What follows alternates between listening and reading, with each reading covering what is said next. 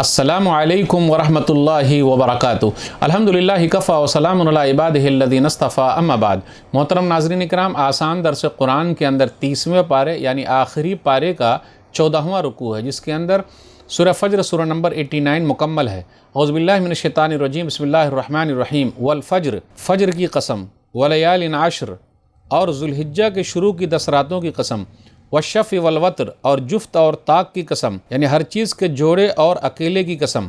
دوسرا ترجمہ یہ ہے، اور جفت مخلوق کی قسم اور طاق پیدا کرنے والے ایک اللہ کی قسم۔ واللیل اذا یسر، اور رات کی قسم جب وہ گزر جائے۔ حل فی ذالک قسم الذی حجر، عقل والوں کے لیے ان باتوں میں ضرور ایک بھاری قسم ہے کہ کافروں کو عذاب ہوگا۔ دوسرا ترجمہ، کیا یہ باتیں عقل والوں کے نزدیک قسم کھانے کے لائق نہیں ہیں؟ الم تر کیف فعل ربک بعاد، کیا آپ صلی اللہ علیہ وسلم نے دیکھا نہیں کہ آپ کے رب نے ہود علیہ السلام کی قوم عاد کے ساتھ کیا کیا؟ ارم ذات العماد، لمبے لمبے کھمبوں والے عاد ارم کے ساتھ کیا کیا؟ التی لم یخلق مثلها فی البلاد، قوم عاد جیسی دنیا میں کوئی اور قوم پیدا نہیں کی گئی۔ وثمود الذین جابوا الصخر بالواد، اور صالح علیہ السلام کی قوم سمود کے ساتھ کیا ہوا؟ جو قرا نامی وادی میں پتھر تراشتے تھے اور گھر بناتے تھے۔ وفرعون ذی الاوتاد، اور میخو کیلوں والے فرعون کے ساتھ کیا ہوا؟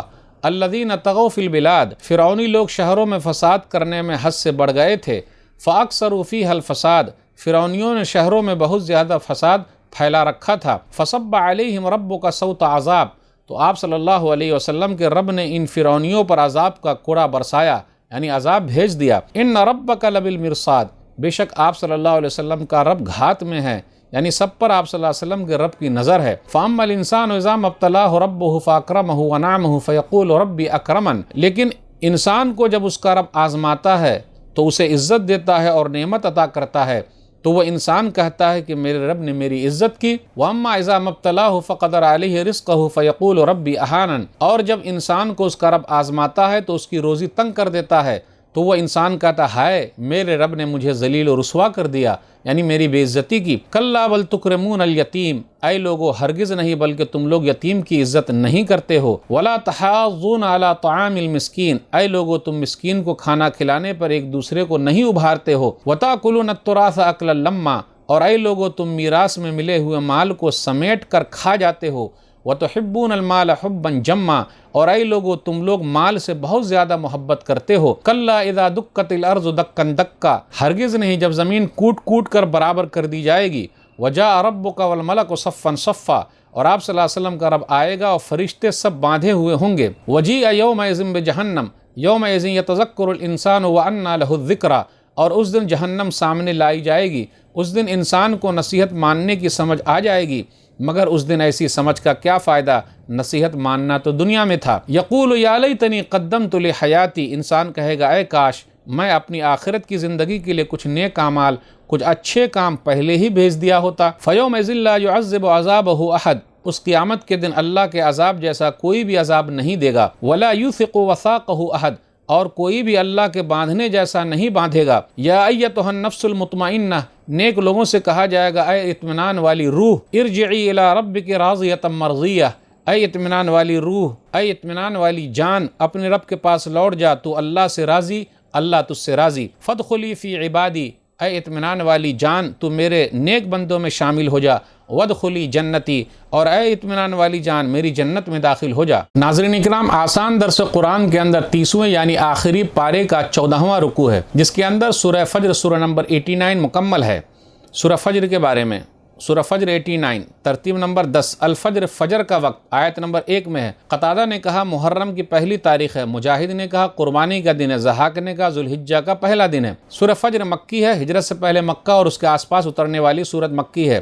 سورہ فجر میں 30 آیتیں ہیں اور 1 رکوع ہے۔ صبح کے وقت کی اہمیت، صبح سحر کے نمودار ہونے کے وقت کی اہمیت بہت زیادہ، اس وقت غفلت میں سوئی ہوئی ساری دنیا کو بیداری کا پیغام ہے۔ رات میں انسان تھکان سے چور ہوتا ہے اور صبح کے وقت تھکان سے دور ہوتا ہے، اس لیے صبح کے وقت کی اہمیت تازہ دم ہو جاتا ہے۔ سورہ فجر کا خلاصہ، سورہ فجر کی شروع کی 4 آیتوں میں اللہ نے 4 چیزوں کی قسم کھائی ہے۔ اللہ اپنی مخلوق میں سے جس کی بھی چاہے قسم کھا لے، مگر انسان صرف اللہ کی قسم کھائے، ماں باپ بال بچے کی قسم نہ کھائے۔ قوم عاد، قوم سمود اور فرعون کے ساتھ اللہ نے کیا کیا؟ ہر ایک اللہ کی نگاہ میں ہے۔ انسان کی حالت کا ذکر جب اللہ دیتا ہے تو خوش ہو جاتا ہے، اور جب اللہ لے لیتا ہے تو ناراض ہو جاتا ہے۔ یتیموں کی عزت نہیں کرتے ہو، مسکینوں کو کھانا کھلانے پر نہیں ابھارتے ہو، مال کو جمع کر کر کے سینت سینت کر رکھتے ہو، مال سے بڑی محبت ہے۔ قیامت کے دن جہنم سامنے لائی جائے گی، اس دن انسان اپنے کیے کو یاد کرے گا۔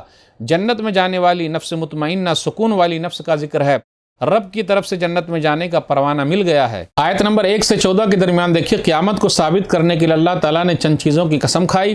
جواب قسم یہ ہے، حل فی ذالک قسم الذی حجر، کیا اس میں عقل مندوں کے لیے کافی قسم نہیں ہے؟ یعنی عقل مندوں کے لیے سوچنے والی بات نہیں ہے۔ دوسرا جواب قسم ہے آیت نمبر 14 میں، کچھ لوگوں نے کہا ان ربک لبالمرصاد، بے شک آپ کا رب گھات میں ہے۔ لوگ بولتے ہیں نا کہ آپ CCTV کیمرے کے انڈر میں ہیں، CCTV کیمرے دیکھ رہا ہے، اللہ تعالیٰ دیکھ رہا ہے۔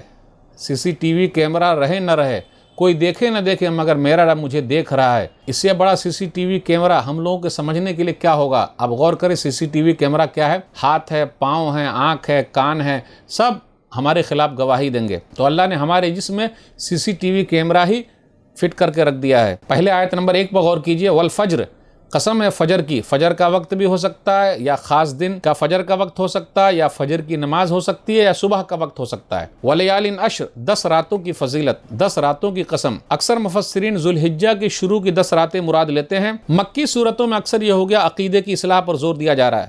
ایک حدیث پر غور کیجئے، 10 راتوں کی قسم، صحیح بخاری کتاب العیدین حدیث نمبر 969، مل عمل فی ایام العشر افضل منها فی هذه قالوا ولا الجهاد في سبيل الله قال ولا الجهاد الا رجل خرج يخاطر بنفسه وماله فلم يرجع بشيء۔ ان 10 دنوں میں ثواب کے اعتبار سے جو برکت ہے اور دنوں میں نہیں ہے۔ لوگوں نے کہا جہاد فی سبیل اللہ میں بھی نہیں کہا، صرف وہ جہاد میں کہ آدمی جائے لیکن واپس نہیں آئے، شہید ہو جائے۔ والشفع والوتر، جفت اور طاق کی قسم، جوڑے اور اکیلے کی قسم، مخلوق کی قسم، خالق کی قسم۔ عقل والوں کے لیے کافی ہے یہ سب چیزیں۔ انسانی عقل بھی انسان کو غلط کاموں سے روکتی ہے۔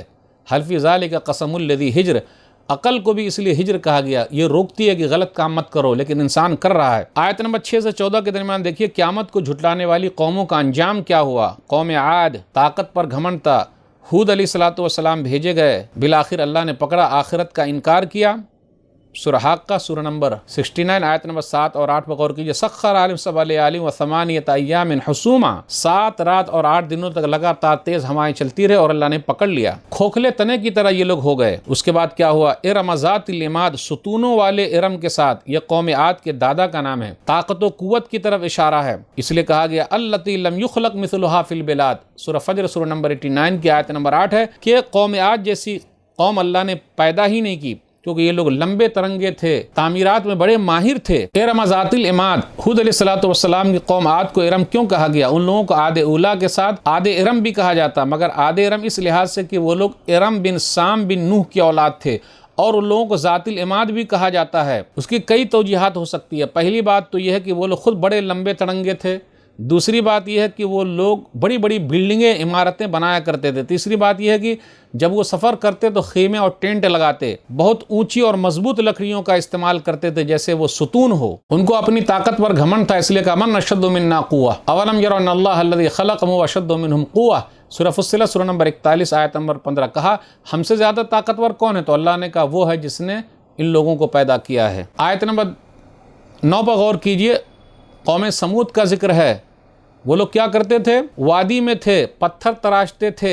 وَتَنْحِتُونَ مِنَ الْجِبَالِ بُيُوتًا فَارِحِينَ، سورہ شعراء سورہ نمبر 26 آیت نمبر 149، کہ تم لوگ پہاڑوں کو تراش کر بہترین گھر بنا لیتے ہو۔ بہت ہنر والی قوم تھی، ہتھوڑی اور چھینی لیے پہاڑوں کو کھود دیا اور گھر بنا لیتے تھے۔ مدائن صالح سعودی عرب کے اندر موجود ہے۔ صالح علیہ السلام ان کے پاس نبی بنا کر بھیجے گئے، ان لوگوں نے اونٹنی کو مار دیا، ان کے کوچے کاٹ دی، تو اللہ تعالیٰ نے تیز چیخ کے ذریعے ہلاک و برباد کر دیا۔ قوم عاد یہ لوگ احقاف یعنی یمن میں رہتے تھے، لیکن قوم سمود مدائن صالح سعودی عرب کے اندر موجود ہے۔ نبی صلی اللہ علیہ وسلم جب تبوک کے راستے میں گئے تو ان کے گھروں کے پاس سے گزرے اور جلدی سے نکل گئے۔ فرعون کا ذکر ہے، فرعون کے بارے میں کہ وہ میخوں والا ہے۔ اس کا مطلب کیا ہے؟ بڑے لشکر والا ہے۔ اس کا مطلب یہ بھی ہو سکتا ہے ظلم و ستم میں انتہا کو پہنچ گیا ہے، کیل ٹھونک ٹھونک کر لوگوں کو تکلیف دیتا ہے، پریشان کرتا تھا۔ آیت نمبر 14 میں ہے ان ربک لبالمرصاد، بے شک آپ کا رب گھات میں ہے، کوئی اللہ کی نگاہ سے بھاگ نہیں سکتا، اللہ کی نگرانی میں ہے۔ آیت نمبر 15 پر غور کیجئے، انسان مال سے خوش ہوتا ہے جبکہ مال آزمائش کے لیے بھی ہے، اس کو چاہیے کہ شکر ادا کرے۔ اللہ تعالیٰ کسی کو مال دے کر آزماتا ہے اور کسی سے مال لے کر آزماتا ہے، تو جب مال لے لیا